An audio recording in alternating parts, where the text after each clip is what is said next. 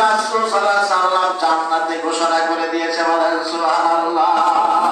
আল্লাহ তাআলা রাদিয়াল্লাহু আনহু ওয়া রাদু আনহু যালিকা লিমান খাশিয়া রাব্বা।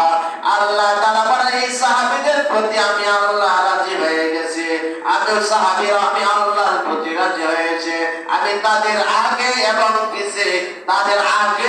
পিছে যত গুনাহ আছে আমি আল্লাহ সব মাফ করে দিয়েছি, বলেন সুবহানাল্লাহ। এই 10 জন সাহাবী সেদিন ঘোষণা দিলেন তোমরা বলে দুনিয়া থেকে জান্নাতের সার্টিফিকেট পেয়ে গেছে, বলেন সুবহানাল্লাহ। তাই কাজটা কিন্তু খুব কষ্টের কাজ না, তাদের অল্প আমলটা অর্থাৎ তারা দুনিয়া চলে গেছে, সব দুনিয়া মুক্ত হয়ে গেছে। খোদা তারা মেটানোর জন্য তারা মাল ক্রয় করতে গেছে, কেউ মাল আনতে গেছে। একদিন না 2 দিন না 7 দিন পর্যন্ত তারা খায় নাই। এমন অবস্থার ভিতরে যখন মানুষ কুরআন আনতে গেছে, এই 10 জনের ভিতরে তারাও কিন্তু অভাবী মানুষ ছিল। তারাও একদিন না 2 দিন না 7 দিন পর্যন্ত চুলায় আগুন জ্বলে নাই। এরপর রাসূল যে পর্যন্ত না বলে এ পর্যন্ত তারা মাল খরিদ করতে যায় না, বলেন সুবহানাল্লাহ।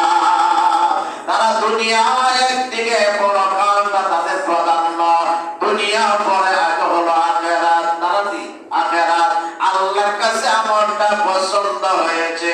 আল্লাহ তাআলা বলেন জান্নাতিন আরদুহাস সামাওয়াতু ওয়াল আরদ উইদ্দাত লিল মুত্তাকিন।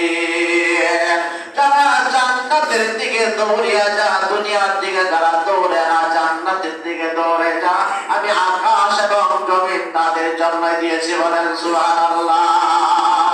এই যে আবু বকর রাদিয়াল্লাহু তাআলা যে দিকটা যায় তাদের থেকে সম্মান পাইতেন, উমর রাদিয়াল্লাহু তাআলা সম্মান পাইতেন, সব সাহাবীরা সম্মান পেয়েছেন। 10 জন আল্লাহ রাসূল ঘোষণা করলেন তারা জান্নাতি। আল্লাহ ওহীর মাধ্যমে জানিয়ে দিলেন তাদের আগে পিছের সব গুনাহ আমি আল্লাহ মাফ করে দিয়েছি, বলেন সুবহানাল্লাহ। এটা ত্যাগের বিনিময়ে আল্লাহ জান্নাত দিয়েছে।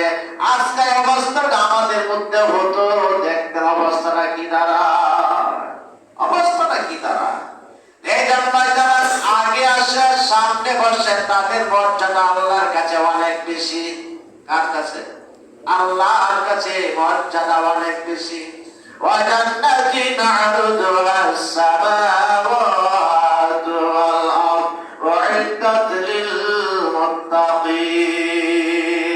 যারা পরহেজগার ছাড়া তারা এই সমস্ত ত্যাগ স্বীকার করতে পারবে না।